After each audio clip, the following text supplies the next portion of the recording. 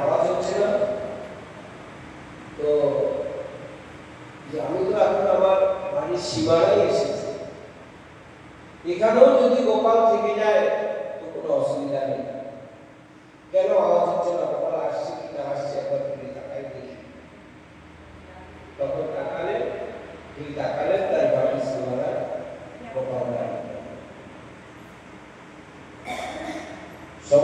ছোট ব্রাহ্মণকে সমস্ত খবর দিল, তারা সব ছুটে আসলো। ছুটে এসে দেখে সত্যি তো আমার তো পঞ্চায়েত আসলো।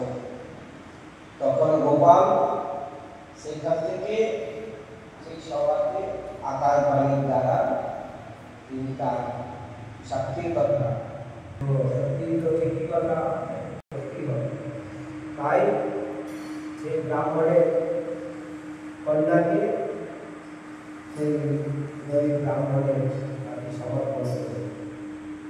তো আজকে যে অধ্যায়, এই পঞ্চম অধ্যায়, মহাপ্রভু যখন কটকে পৌঁছালেন তখন নিত্যানন্দ প্রভু এই দুই দিব্যের যে কথা বর্ণন করতে লাগলেন।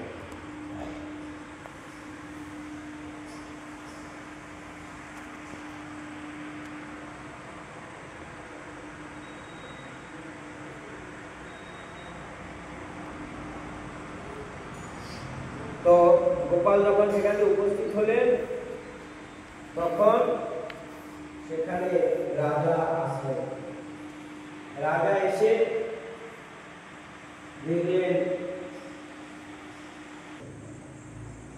বহুদিন পরে উত্তরাধিপতি সুযোগ দেব বিদ্যানগরের রাজা জগন্নাথের সেই গোপাল